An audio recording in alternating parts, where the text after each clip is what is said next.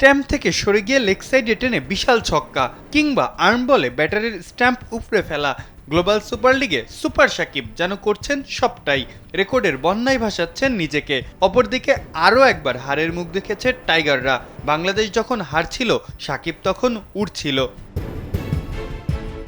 এই একটা শটই সাকিবের সাথে বাকি বাংলাদেশি ব্যাটারদের তফাৎটা খুব সূক্ষ্ম করেই ধরিয়ে দেয়। সাকিব ফর্মে ছিলেন না, ক্রিজে রান আসছিল না, তার দলে 6 ব্যাটার চলে গেছেন সাজঘরে। এত কিছুর পরেও টিপিক্যাল ব্যাটিং নয়, সাকিব বেছে নিয়েছেন কাউন্টার অ্যাটাকই। ইনিংসের 15তম ওভারেও যখন সাকিবের রান ছিল 21 বলে 22, সেই সাকিবই ইনিংস শেষ করেন 27 বলে 58 রানের অপরাজিত ঝড়ো 50-তে।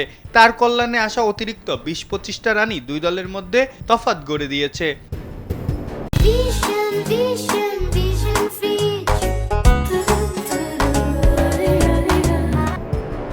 অপরদিকে স্কোয়াড ভর্তি ওপেনার নিয়ে খাবি খেয়েছে বাংলাদেশ। 4 ওপেনার নিয়ে মাঠে নামা বাংলাদেশ দীর্ঘদিন পর ফেরা নাইমকে কেন 4 নম্বরে নামালো, সে প্রশ্নের উত্তর পাওয়াটাও যথেষ্ট মুশকিল।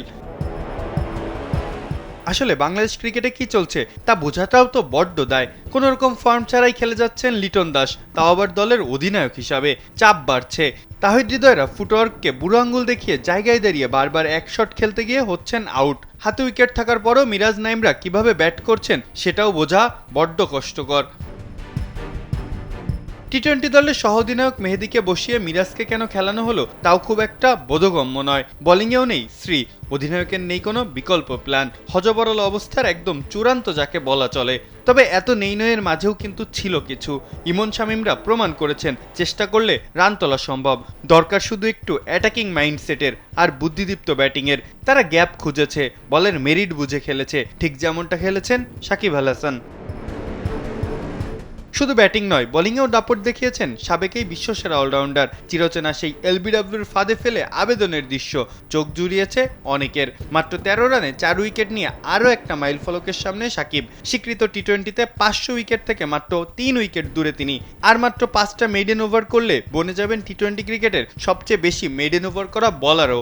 দীর্ঘ 12 বছর পর টি-20তে এক ম্যাচে পেলেন 50 ও 4 উইকেটের দেখা। হিসাব করলে এমন রেকর্ড বের হয়ে আসবে আরও।